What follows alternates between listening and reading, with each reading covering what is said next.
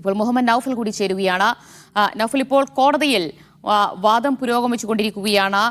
മുഖ്യ ആസൂത്രകൻ ഈ ഗൂഢാലോചന നടത്തിയത് അരവിന്ദ് കെജ്രിവാളാണ് എന്നാണ് ED വാദം ഉന്നയിക്കുന്നത്. ഇനി ഇതിന് ശേഷമായിരിക്കും കെജ്രിവാളിന്റെ അഭിഭാഷകന് മറുവാദം നടത്താനുള്ള ഒരു അവസരം ലഭിക്കുക. നിലവിലെ ഈ ഒരു സാഹചര്യത്തിൽ വാദം മുന്നോട്ട് പോകുന്നത് കാണുമ്പോൾ കെജ്രിവാളിനെ 10 ദിവസത്തെ കസ്റ്റഡിയിൽ വിട്ടു നൽകാൻ തന്നെയാണോ സാധ്യതയുള്ളത്? AAPയുടെ കണക്കുകൂട്ടലുകൾ എങ്ങനെയൊക്കെയാണ്?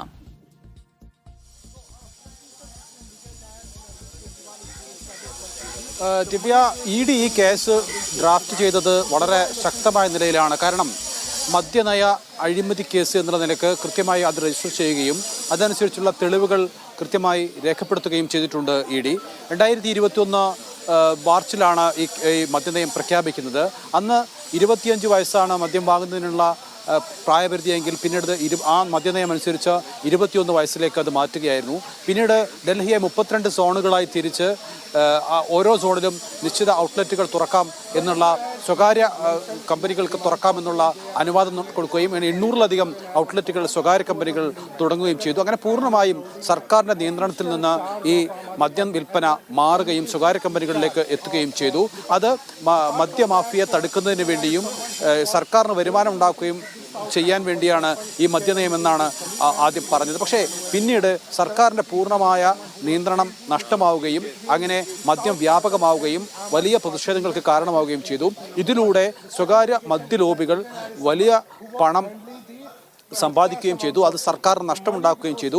ഇതിന് ഉപഹാരമായി നിരവധി കോടികൾ ആം ആദ്മി സർക്കാർ കൈപ്പറ്റി, അല്ലെങ്കിൽ വ്യക്തിപരമായി തന്നെ പലരും കൈപ്പറ്റി എന്നൊക്കെ തന്നെയാണ് EDയുടെ ആരോപണം. ഈ ആരോപണം ശക്തമാവുകയും പ്രതിപക്ഷമൊക്കെ ഇതിനെതിരെ രംഗത്ത് വരികയും ചെയ്തപ്പോഴാണ് അവസാനം ഈ മദ്യനയം പിൻവലിക്കേണ്ട അവസ്ഥയിലേക്ക് ആം ആദ്മി എത്തിയത്.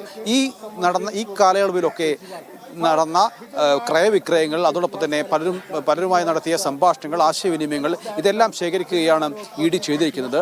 അതിലൂടെ ED ആരോപിക്കുന്നത് ഇതിൻ്റെ മുഖ്യ സൂത്രധാരൻ അരവിന്ദ് കെജ്രിവാളാണ് എന്ന് തന്നെയാണ്. അരവിന്ദ് കെജ്രിവാളാണ് ഇതിൻ്റെ ബുദ്ധികേന്ദ്രമെന്നും അദ്ദേഹമാണ് ഈ കാര്യങ്ങളെല്ലാം മേൽനോട്ടം വഹിച്ചതെന്നും അദ്ദേഹമാണ് ഈ മദ്യനയത്തിന് സൃഷ്ടാവ് എന്നുമാണ് ഇപ്പോൾ ED ആരോപിക്കുന്നത്. മനീഷ് സിസോദിയെ നേരത്തെ അറസ്റ്റ് ചെയ്തു. അദ്ദേഹമാണ് ഈ മദ്യനയം പ്രഖ്യാപിച്ചത്. അതിനുശേഷം സഞ്ജയ് സിംഗിനെ അറസ്റ്റ് ചെയ്തു. ഇപ്പോൾ K കവിതയെയും അറസ്റ്റ് ചെയ്തു.